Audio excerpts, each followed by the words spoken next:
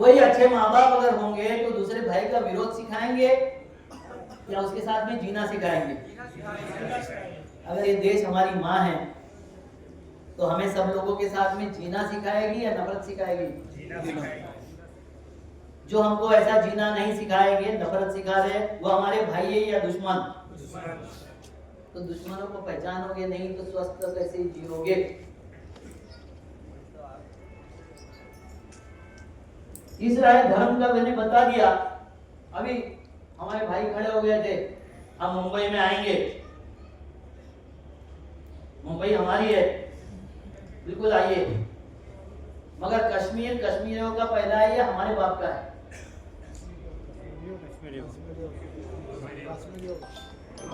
पटना बिहारियों का पहला है या मेरे बाप का है? बिहारियों का। वैसे मुंबई किसकी है पहली?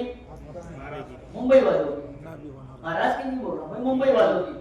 तो मुंबई वालों का कल्चर आपको अडॉप्ट करना पड़ेगा या उसको ज्ञान फैलाना पड़ेगा? देश की राष्ट्रभाषा हिंदी है तो तुमको हिंदी सीखना पड़ेगा, तो कौन सिखाने वाला?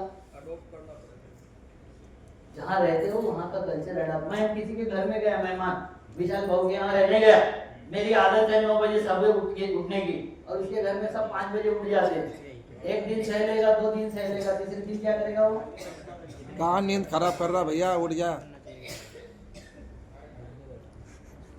बढ़िया बिस्तर बांध के रास्ते पे रख देगा, और वो रखा तो उसका दोष है क्या? जहाँ हम जा रहे तो उसकी भाषा अडॉप्ट करनी पड़ेगी।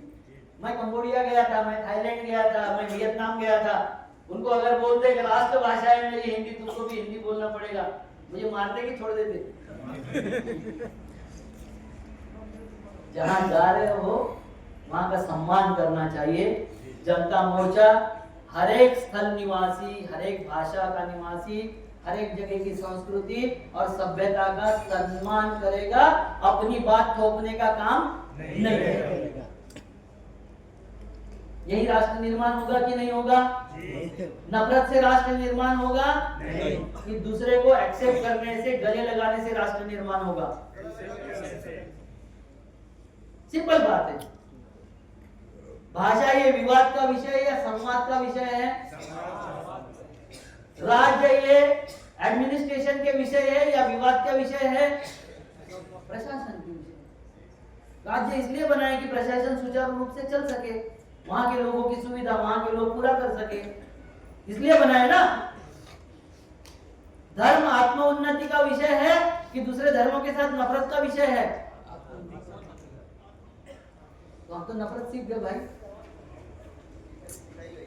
हम तो दूसरों के साथ नफरत करना सीख गए, खतरे में आ गए हम, अचानक खतरे में आ गए। और इस देश में 750 साल मुसलमानों ने राज किया, 150 साल अंग्रेजों ने किया, 900 साल हम खतरे में नहीं आए, अचानक 2014 से खतरे में कैसे आ गए?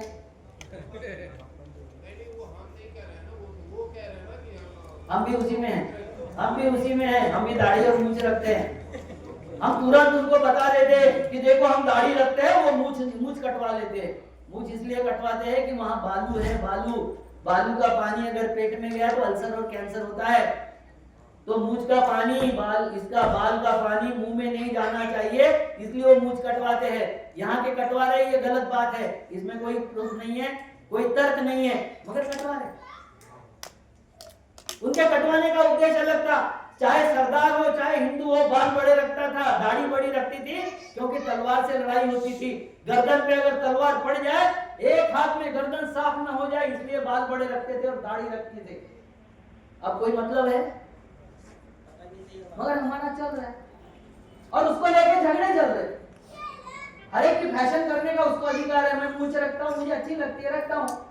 ये विवाद का विषय होना चाहिए कि अपने अपने पसंद का विषय होना चाहिए? मगर हम जब दूसरे के ऊपर कटाक्ष करते हैं, उसके धर्म को लेके कटाक्ष करते हैं, उसके पहनावे पे कटाक्ष करते हैं, इसकी बात जनता सरकार मोर्चा नहीं बढ़ने देगी।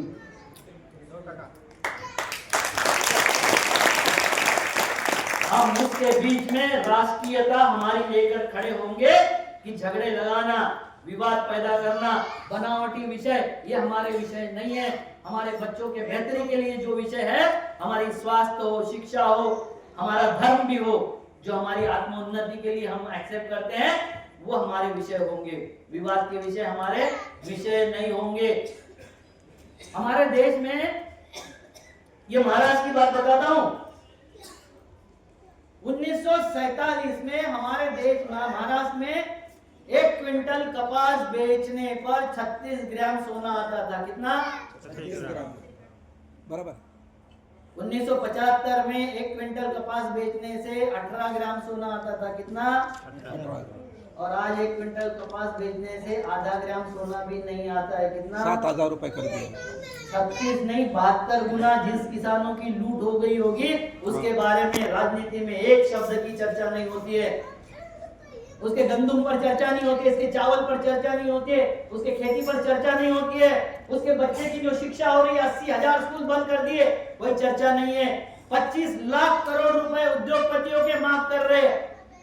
आश्रय राम नाम के राजस्थान के एक सांसद ने पार्लियामेंट में सवाल पूछा कि 10 सालों में किसान उद्योगपतियों के कितना कर्जा माफ हुआ।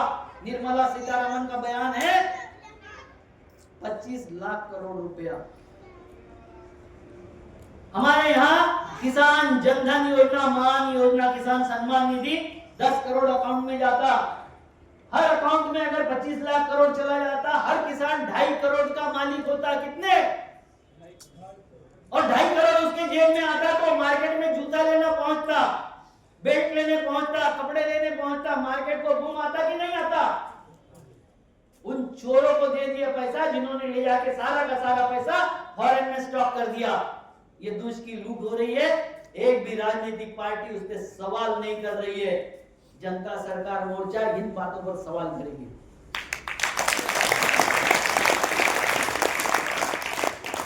करेगी कि नहीं करेगी? करेगी। अगर ये नहीं करेगी तो तुम भी जनता की सरकार नहीं होगी।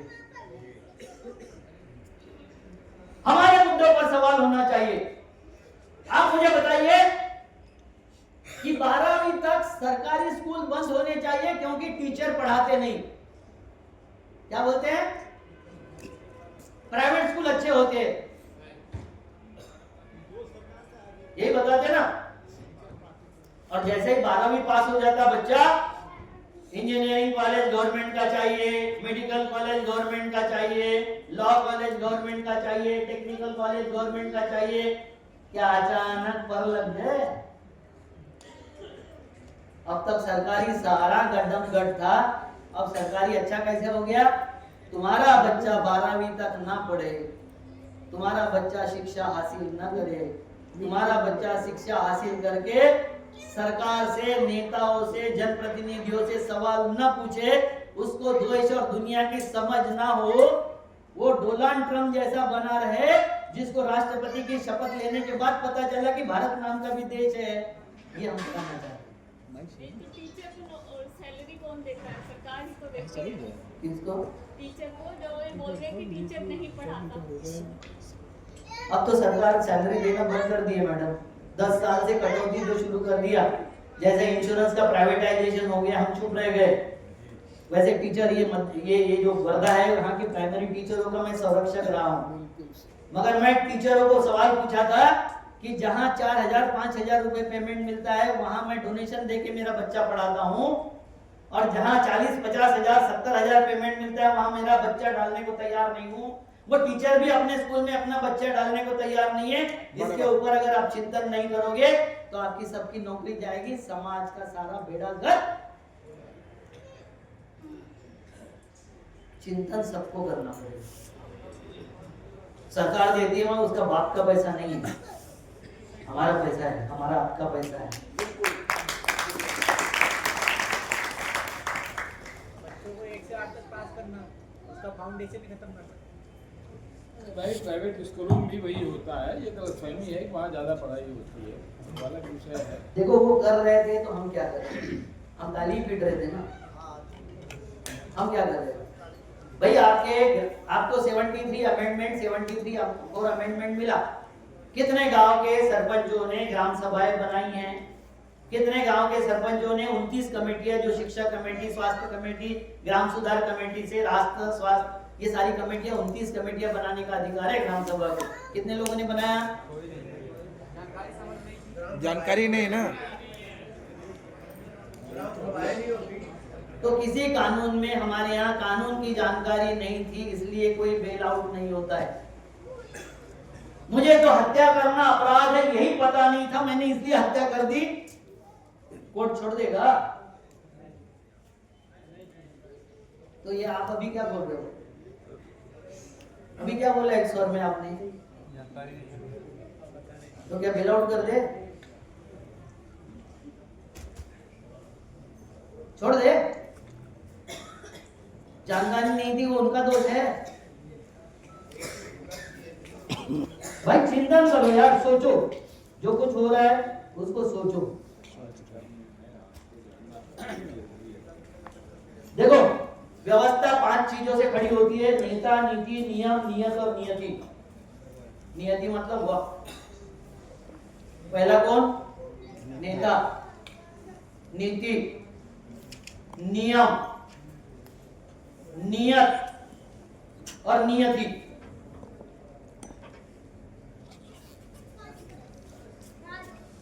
क्या क्या?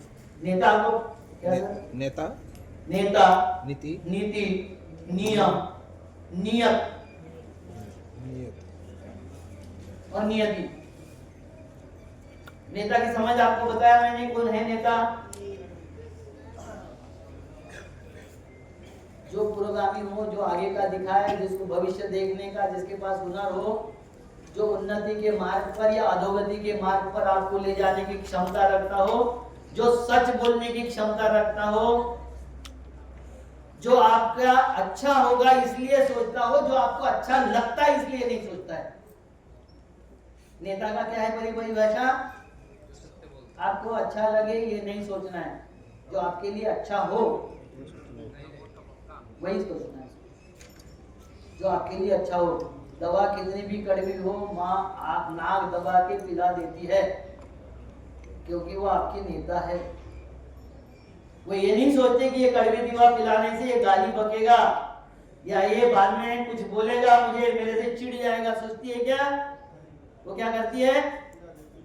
नाक दबाती है, छाती पर बैठती है और पिला देती है। वो उसकी दुष्टता है क्या कि प्रेम है? क्या करता है नेता?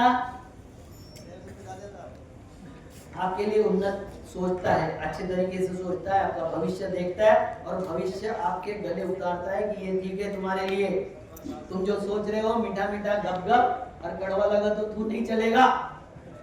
ये जो बात करेगा वो आपका नेता। नीति, साफ और स्पष्ट हो नीति।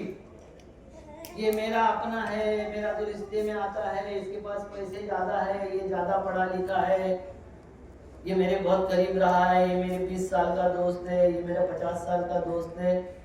इस पे आपका नेतृत्व तय होगा कि आपकी नीति जो बनाई है आपने कि किसको नेतृत्व देना, उससे तय होना चाहिए। तो नीति क्या होनी चाहिए? साफ और स्पष्ट होनी चाहिए, उसमें पार्शलिटी नहीं होनी चाहिए। पैमाने बनने चाहिए। 5 लोगों की एक कमेटी होगी कि हमारी नीति क्या होगी। पैसा खाना हमारी नीति है, धोखा देना हमारी नीति है, भ्रष्टाचार हो तो साफ साफ बताओ, हाँ पैसा खाने की नीति है, साफ बताओ, कोई गलत नहीं है, कुछ भी गलत नहीं है। हत्या करना पाप है या अच्छी बात है?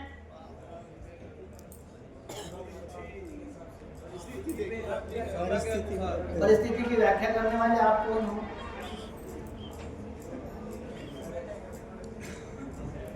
आप कौन हो? हत्या करना पाप है या पुण्य? चोरी करना पाप है या पुण्य? पक्का?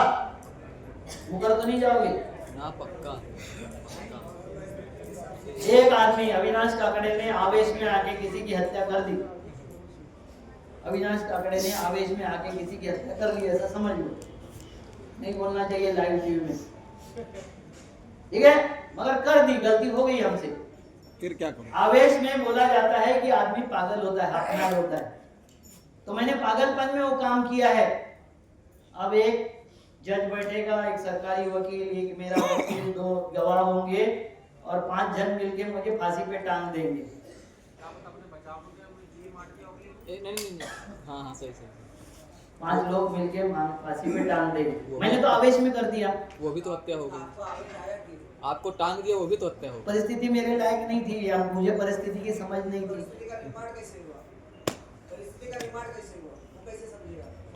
तो मेरी हत्या हत्या है और उधर की हुई हत्या हत्या है कि नहीं है? सही है। हत्या करनी है, गाड़ी लो, डीएल बनवाओ, हत्या कर दो, लड़ेगा। आवेश आया, परिस्थिति क्या होगी, परिस्थिति को समझेगा कैसे? उनके ऊपर दबाव आ रहा है, वो दबाव कैसे आ रहा है उनके ऊपर? अरे परिस्थिति निर्माण हुई है तो तभी तो आवेश आया। दबाव किस तरीके से आ रहा है, किस परिस्थिति में वो दबाव ऊपर डाला गया, कौन बताएगा? कोई नहीं बताया। हत्या करो, वो एक जज है, 2 वकील है, 2 साक्ष्य है। वो जो बताएंगे वो सही है, आप बताओगे वो सही नहीं। मैं कितना भी बता दूं, मुझे तो आवेश आ गया था, मेरा तो ऐसा हो गया था, मेरा दिमाग नहीं चल रहा था, मुझे किसी ने गुस्सा दिलाया, मेरी सुनेंगे, गवाहों की और वकीलों की सुनेंगे, गवाहों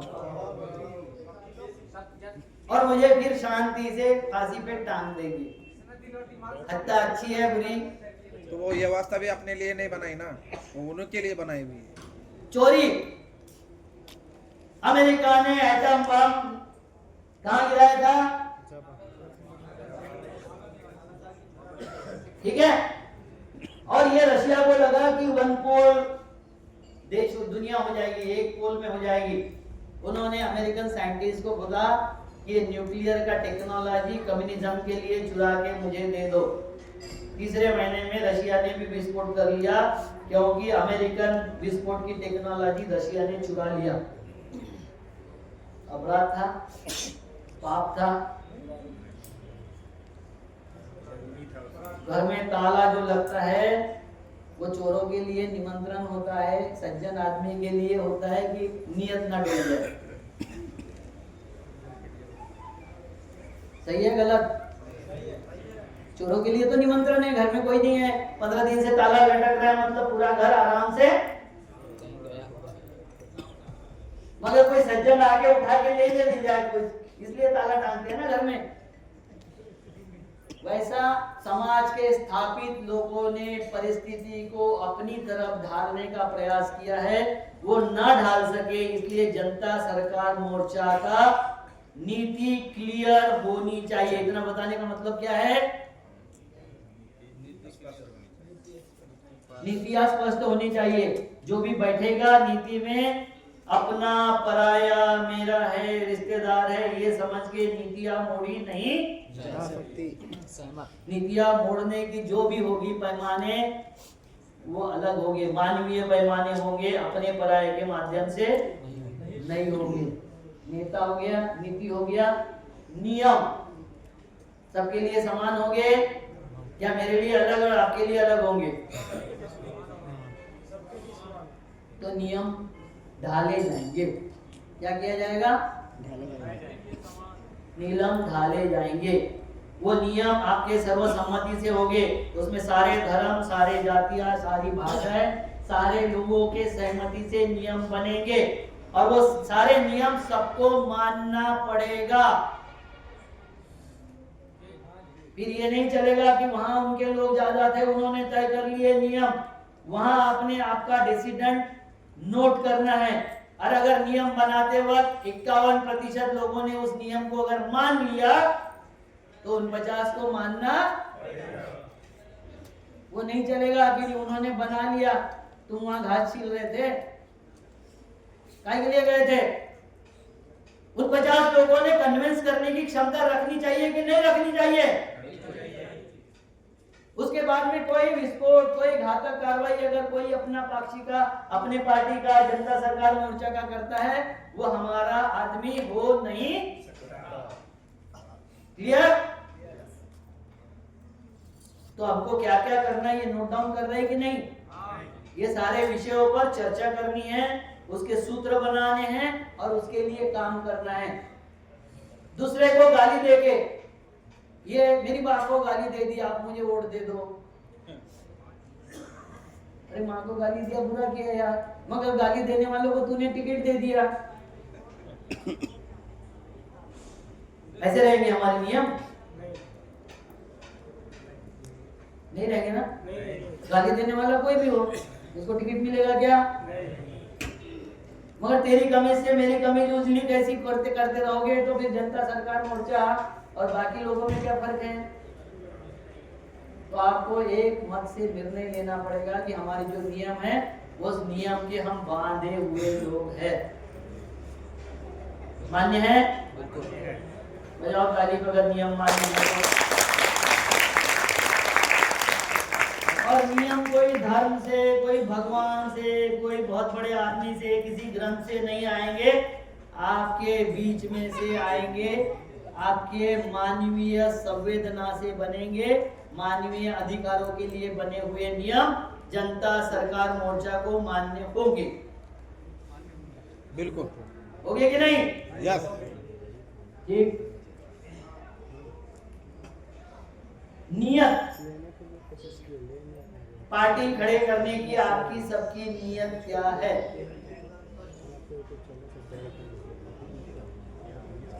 व्यवस्था में सुधार, व्यवस्था में भागीदारी, व्यवस्था में सम्मान, व्यवस्था में सबकी हिस्सेदारी, यही नियत है ना? ये उन्होंने अब तक लूटा तो हम भी लूट ले। 70 साल कांग्रेस ने लूटा, अब मुझे भी चांस दे दो।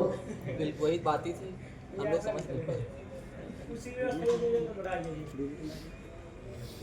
तो आपकी नियत क्या है?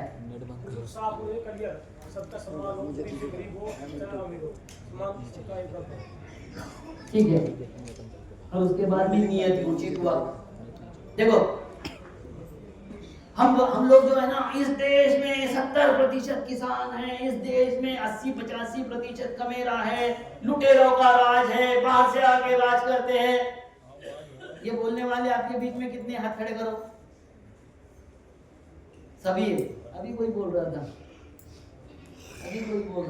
जी ये उनका आदि बोल क्या बोल रहे थे? मूल निवासी, मूलवासी, निवासी, अभी कोई बोल रहा था, बोले थे ना। अब मुझे बताओ कि जंगल में हिरन ज्यादा होते कि शेर?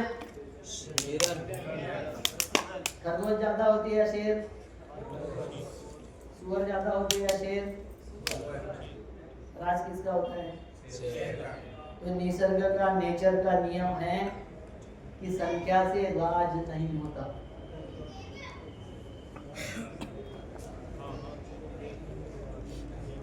संख्या किसकी कितनी है इससे राज नहीं होगा। राज करने के लिए क्या चाहिए? शेर का राज क्यों होता है? कि शेर हवा की उचित दिशा पहचानता है। समाज में, राज्य में, राष्ट्र में, अपने यहाँ, अपने एरिया में हवा किस दिशा की तरफ बह रही है ये जानने वाला नेता हो सकता है। बराबर है। जैसे इधर से हवा आ रही है, इधर आपका पानी का ये कुंड रखा हुआ है, तालाब है, तो हवा के और कुंड के बीच में शेर कभी नहीं बैठेगा। वो विरुद्ध दिशा में बैठता है, क्योंकि उसकी गंध अगर उसके पानी के पास पहुंच गई तो कोई जानवर वहां पानी पीने, तो शेर को उचित ज्ञान होना चाहिए हवा का। आपको अगर राज करना है तो आपको ज्ञान होना चाहिए समाज में इस वक्त क्या बयार बह रही है, किस दिशा में हवा जा रही, उसका उचित ज्ञान किसको होना चाहिए? उन्होंने नहीं करने दिया, वो तो ऐसे है, उन्होंने ऐसा कर दिया, उन्होंने लूट लिया। तू क्या केले खा रहा था? आराम से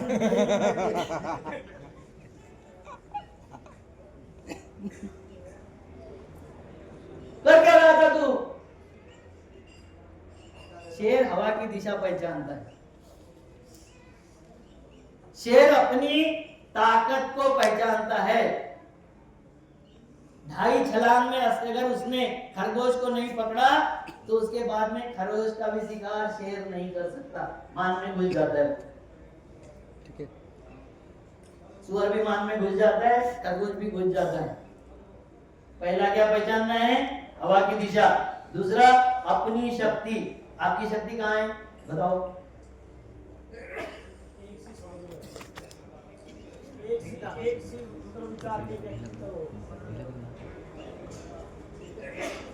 आपकी शक्ति प्रबोधन में हो सकती है, आप उनसे पैसे से, गुंडागर्दी से, किसी बात से लड़ नहीं सकते। आपकी शक्ति क्या है? समझ, प्रबोधन, समझाइश, स्वर। रोज क्रिमिनल लोग दारू के गुत्ते पर, पान के टपरी पर, हर चौराहे पर खड़े होकर समाज को लूटने का प्लान बनाते हैं। और आप लोग जो खुद को बहुत सज्जन समझते हो, अच्छे समझते हो, अविनाश काकड़े के मरने पर आते हो, वहां शोक मनाते, अच्छा आदमी था, मर गया। अब जब तक दूसरा नहीं मरेगा, जब तक हम इकट्ठा नहीं होंगे। ताली बजाओ। नहीं बनेंगे। अभी नहीं बजाया आपने, मन नहीं किया। तो हमको बिल्कुल समय पर वक्त बेवक्त इकट्ठा होना पड़ेगा, किसी भी माध्यम से क्यों ना हो। प्रोग्राम बनाना पड़ेगा, चाहे वो इलेक्ट्रॉनिक माध्यम से हो। 8 दिन में अपने एरिया की बैठक होनी ही चाहिए। रोज नहीं हो सकती, कोई बात नहीं, 8 दिन में, 4 दिन में एक बैठक होनी चाहिए। प्रदेश में हर आदमी 1 महीने में, 2 महीने में एक बार मिलके हमारा जो होगा बात, वो एक दूसरे के साथ शेयर करनी चाहिए। राज करना है ना, करना है। अगर राज करना है तो नियम है, क्योंकि आपकी शक्ति क्या है? प्रबोधन। आपकी शक्ति क्या है? कनेक्टिविटी। आपकी शक्ति क्या है? अपने जैसे लोगों को एक दूसरे को साथ में जोड़ना। आप पैसे से उनसे लड़ सकते हो क्या? गुंडागर्दी से, टेक्नोलॉजी से, किसी जोर जबरदस्ती से? तो आप जनशक्ति से लड़ सकते हो, क्योंकि आपकी जनता सरकार का मोर्चा है। तीसरी बात क्या है? शेर को क्या होता है? तीसरी बात कौन सी है? शेर को दूसरे की कमजोरी पहचानता है। वो समझता है कि जिराफ का शिकार अगर करना है, तो जब जिराफ पानी पी रहा है, जब उसने सर नीचे डाला है, उस वक्त इसका गला पकड़ सकते हैं। अगर जिराफ खड़ा हो गया, शेर के बाप की भी ताकत नहीं कि उसका गला पकड़ ले। ये कि टक्कर से पांव की एक शॉट मारेगा, शेर गया।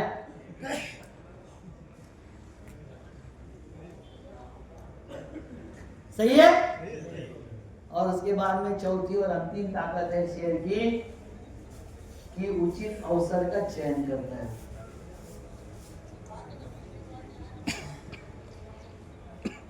तीन तरीके के लोग अवलोकन करते हैं, एक सिंहावलोकन, एक गर्दावलोकन, एक खगावलोकन।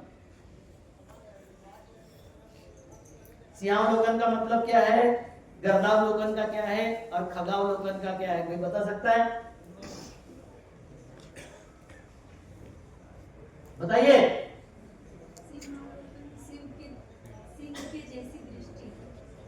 मतलब जो समझ सिंह को है, शेर को है, वैसी समझ हमें। अच्छा प्रयास किया, अधूरा है मगर अच्छा प्रयास किया। खगावलोकन। खग मतलब कौन? खगावलोकन राज लाने के लिए जरूरी है, ये बात समझना बहुत जरूरी है। मैं ऐसे ही नहीं बोल रहा हूँ, मैं ये भी नहीं बोल रहा हूँ कि मेरे पास में ज्ञान है इसलिए ज्ञान पिला रहा हूँ, नहीं। ये कोई गुरु चेले वाला क्लास नहीं है, ना मैं कोई किसी को चेला बनाना चाहता हूँ, परंपरा ही नहीं मानता मैं संवाद करना जानता हूँ। संवाद करके मैं मेरे भाइयों के साथ संवाद कर रहा हूँ कि मेरे भाई सोचने लग जाए, मेरे भाइयों के दिमाग में सवाल आ जाए, और वो सवालों के साथ में वो अपने लोगों के पास में जाके उनको सवालों के लिए एकत्रित करे और सवाल सुलझाने के लिए प्रयास करे, उलझाने के लिए नहीं। हिंदीमध्ये काय अर्थ होता? हिंदीमध्ये काय अर्थ आहे? कशाचा? ते 3 वस्तू सांगितल्या ना तुम्ही, 3 हिंदी तो पढ़ते हैं, सिंहावलोकन, खगावलोकन, खदाव और गर्दावलोकन। खदाव गर्दभ। खगावलोकन मतलब चील का, गरुड़ का अवलोकन। वो कितने भी दूर रहेगी, 10 किलोमीटर भी देखेगी तो वो खाली मांस का टुकड़ा देखती है और कुछ देखती नहीं। मतलब आपके पास में खगावलोकन आ गया तो आप खाली मांस ढूंढोगे, विकास नहीं ढूंढ सकते, उन्नति नहीं ढूंढ सकते, दूसरे का भला नहीं ढूंढ सकते, अच्छाई कुछ नहीं ढूंढ सकते, मात्र 5 किलो अनाज।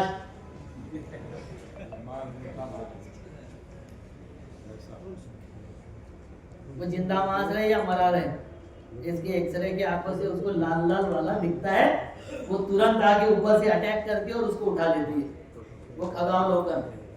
दूसरा है गर्दावलोकन। गर्दव मतलब गधा। गधे का दूसरा नाम है वैशाख नंदन। क्या नाम है?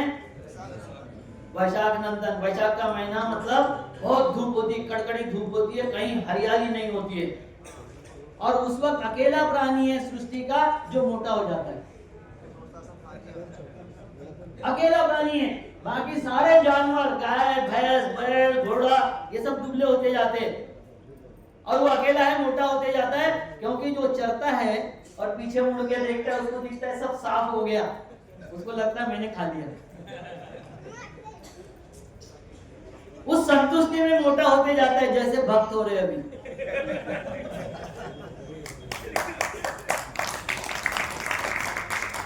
पल्ले कुछ नहीं, हाथ में कुछ नहीं, जो लूट रहा है वो अलग मामला है। ये गर्दावलोकन करके मोटे फूले समाते नहीं है, 40 पैसे के लिए लगे रहते आपके पीछे। सही है गलत है? सही है ना? उसको वैशाख नंदन इसीलिए बोलते, वैशाख के महीने में मोटा ताजा होते जाता है वो। और तीसरा अवलोकन है सिंहावलोकन। सिंहावलोकन ये देखता है कि मेरा पीछा कौन कर रहा है, मेरे से गलतियां कितनी हुई है, मेरे अवलोकन से कोई छूट तो नहीं गया, मुझे प्राप्त क्या करना था, क्या छूटा है, मेरे ऊपर कोई खतरा आगे पीछे से आ तो नहीं रहा है। इसलिए एक वीडियो आता है, शेर अपने सर पर बिठा के बच्चे को समझाता है अवलोकन कैसे करना। वो देखता है, उसके साथ में उसका बच्चा भी देखता है। तो आपको सिंहावलोकन करना है, क्योंकि जैसे ही आप आगे बढ़ोगे चारों तरफ से आपके ऊपर अटैक, क्योंकि जब कुर्सी हिलने लग जाती है तो सबसे ज्यादा नेता परेशान हो जाता है। और नेता दो चीजों से डरता है, एक वोट से, मगर वोट उसको पता हो गया 2000 दे दिए कि आ जाते, ज्यादा से ज्यादा 10,000। अब उत्तर प्रदेश में 20,000 देंगे ऐसा सुना है मैंने, तो उस तरह में वो निश्चित है। मगर नेता दूसरी चीज से डरता है, बदनामी से। किस बात से? आपके पास में वीडियो है, मोबाइल कैमरे है, आरटीआई है। आरटीआई कितने लोग डालते, हाथ खड़ा करो। तो ये हथियार है, ये अभी बिना धार का बना दिया गया है, इसमें धार नहीं बची है बहुत, मगर बहुत सारी इंफॉर्मेशन लाना, उसको बोलना, उसका दबाव बनाना। अपने एरिया में अगर पुलिस वाला पैसा ले रहा है, उसका आरोप एमएलए पर लगाया जा सकता है या नहीं? हाँ या नहीं? आपके यहाँ पटवारी, जिसको क्या बोलते हैं लेखपाल, पैसे खा रहा है, उसका आरोप लगाया जा सकता है कि नहीं? आपके यहाँ बिजली की कटौती हो रही है, मोर्चा लेकर कहाँ जाते हो आप लोग? कहाँ जाते हो? बिजली वाले ने तुमको ठेका दिया था बिजली देने का, ठेका किसने लिया था? ठेका किसने लिया था? वो किसको दिया था? तो जनता सरकार मोर्चा एमएलए का गला पकड़ेगी, बिजली विभाग ऐसी करेगी। बिजली विभाग को संभालना किसका काम है? विधायक का काम है। पानी नहीं आ रहा है, उसका गला पकड़ो, नौकरियों का नहीं हो रहा है, उसका गला पकड़ो, कॉर्पोरेटर को सफाई नहीं हो रही, कॉर्पोरेटर का गला पकड़ो। जब तक तुम्हारे जनप्रतिनिधि जवाबदेह नहीं बनेंगे, जब तक यहाँ जनता सरकार मोर्चा स्थापन नहीं हो सकती। उसको डर लगना चाहिए आपसे कि आएंगे तो मेरे छाती पर बैठेंगे, आपके आवाज से वो घर छोड़ के भागना चाहिए। भाग सकता है कि नहीं? मगर हमको गांधी के रास्ते पर चल के भगाना है, भगत सिंह के नहीं।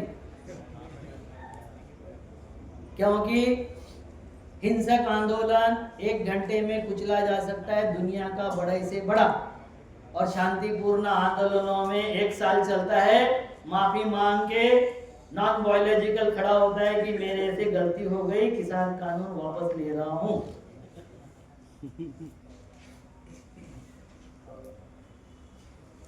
होता है कि नहीं? होता है।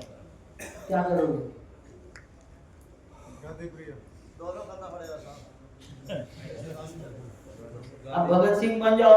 भगत सिंह भी फांसी लगते वक्त अपने पिताजी को बोला था गांधी के साथ रहना। मैं यही बोल रहा हूँ, उन्होंने बोला था कि गांधी के साथ रहना। एक शब्द भी भगत सिंह ने गांधी के विरोध में बोला हुआ दिखा दो।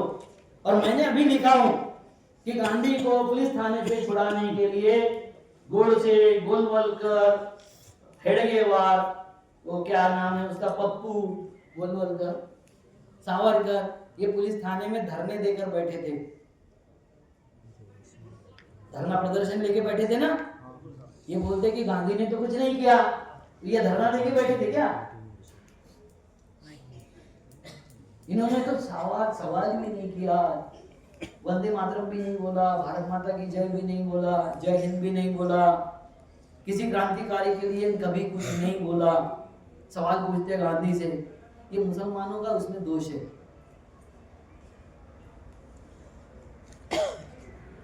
इनको अपना इतिहास ही नहीं पता। पूछो शेर अली अफरीदी कौन है, पता है आपको? शेर अली पता है आपको? इस देश में लाखों कुर्बानियां दी मुसलमानों ने, वो भूल गए। करबला की लड़ाई याद है, वहां की 50 लड़ाइयां गिनवा देंगे। मोहम्मद साहब ने जितनी लड़ाइयां लड़ी 1 सांस में गिनवा देंगे। और यहाँ देश को बचाने के लिए कितने लोगों ने कुर्बानी दी, कितने लोग शहीद हो गए। गांधी को किसने बचाया? नहीं तो गांधी तो चंपारण में खत्म हो जाता था, उसको जहर देने के लिए वहीं खड़े हो गए थे। शेर अली वो शेर है जिसने अंडमान निकोबार में हमारे देश का लॉर्ड मेयो करके एक वाइसराय था, उसका चम्मच से गला काट के हत्या कर दी थी अंडमान में। वो शेर है वो।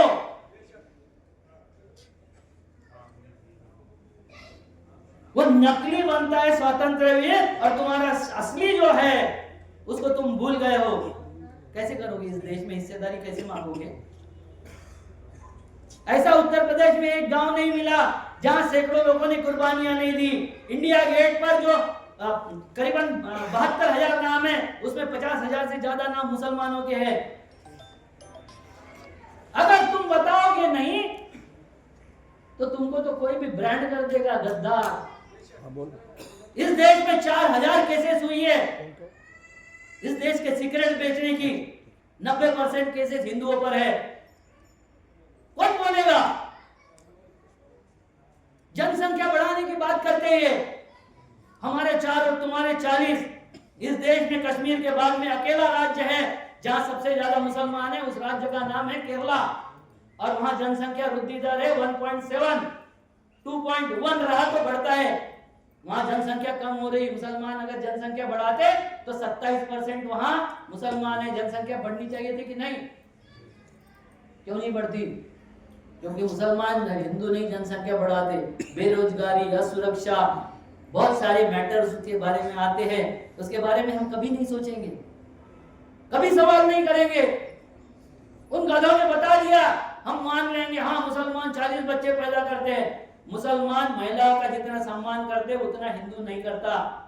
1000 पुरुषों के पीछे मुसलमानों में 951 महिलाएं हैं। कितनी? और हिंदुओं में 931 है। 1000 पुरुषों के पीछे 20 महिलाएं तुम्हारी कम हैं।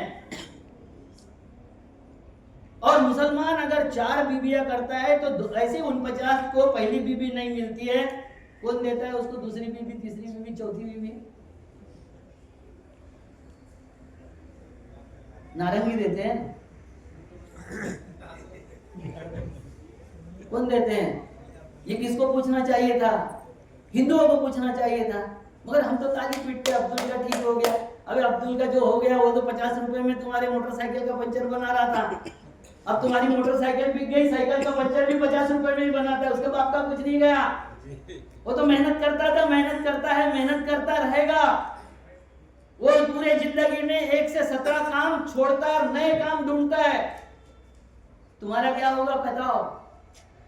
तुम्हारी मोटरसाइकिल बिक गई, वो कार आ गई, वो तुम्हारे साथ में वो साइकिल आ गई और उसका भी पंचर 50 रुपए बनाने के पैसे नहीं है तुम्हारे पास। ढूंढते रहते हो कि घर में पैच लगा दे क्या, ठंडा पंचर कर दे क्या, कैसे खोला जाता है, कैसे बंद किया जाता है। अपना देखो भैया, किसी को सबक सिखाते सिखाते तुम्हारी जिंदगी झंड हो गई है। इस देश में गरीबों की संख्या, गरीबी की रेखा से नीचे की संख्या सरकार क्या बता रही है उस पर ध्यान मत देना। 85 करोड़ लोगों को 5 किलो अनाज दिए बिना वो जिंदा नहीं रह सकते, ये हमारा प्रधानमंत्री बता रहा है। सुषमा स्वराज का 2013 का भाषण निकाल के देख लो, वो लड़ रही है मनमोहन सिंह जी के साथ में। वो बोल रही है कि नहीं, आप जो बोल रहे हैं 29 करोड़ लोग गरीबी रेखा से नीचे है, वो बोल रही नहीं 31 करोड़ है। 2 करोड़ के लिए लड़ रही थी, अभी 85 करोड़ के लिए कांग्रेस बोल रही है। एक शब्द तो भी बोल रही है कोई दूसरी पार्टियां, विरोधी पार्टी कोई?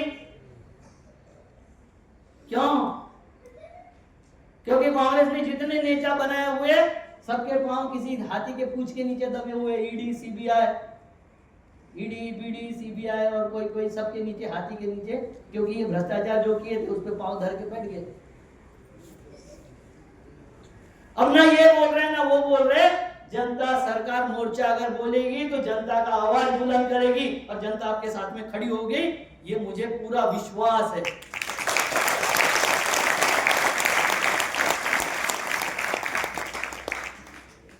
मगर बोलना पड़ेगा, चर्चा तो करनी पड़ेगी। चर्चा, पर्चा और फिर खर्चा।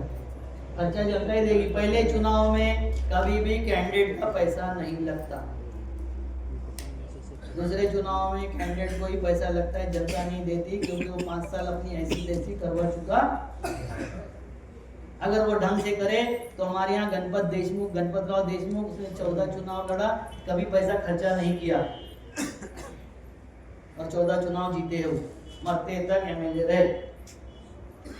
बात समझ में आई? जनता अवसर ढूंढ रही है। आज भी बता देता हूँ, जहाँ यात्रा मेरी गई है, कई ऐसे जिले हैं जहाँ 1-1 हजार मोटरसाइकिलों के साथ में, एक मोटरसाइकिल पे 2-2, 3-3 बच्चे चढ़ के 2-2, 3-3 हजार मोटरसाइकिल पे चढ़े, 150-150, 200 कार से चले। 100 से ज्यादा हमारे यहाँ वो ट्रैक्टर थे और ऑटो थे। जनता में बहुत आक्रोश है। जरूरत है पहुंचने की, आपकी विश्वसनीयता निर्माण करने की, आपका अनुशासन दिखाने की। मैं जब कार पे खड़ा हो जाता था छत खोल के, तो मैं ऐसा करता था, एक लाइन में चलो, क्योंकि हमें अनुशासन ही नहीं है। एक इधर चलेगा, एक कल आपका जो मार्च होने वाला है, सारे एक लाइन में चलना, अनुशासन से चलना, लगना चाहिए कि इनकी सरकार आई तो हमारे लिए सुविधा लाएगी, समस्या नहीं।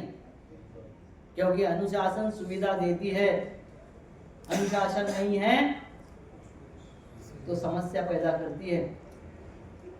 रास्ते पर चलते वक्त अनुशासन होना जनता मोर्चा सरकार की जिम्मेवारी।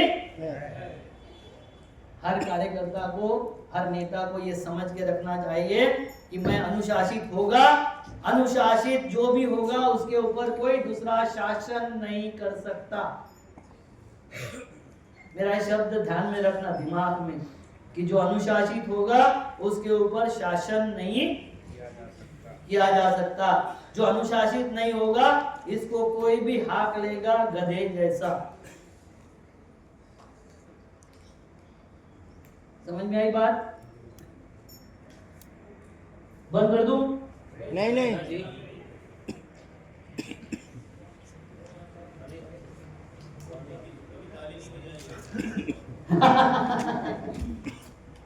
देखो, हमारे देश में, महाराष्ट्र में छत्रपति पैदा हुए, नाम सुना है ना? छत्रपति शिवाजी महाराज क्यों पैदा हुए थे?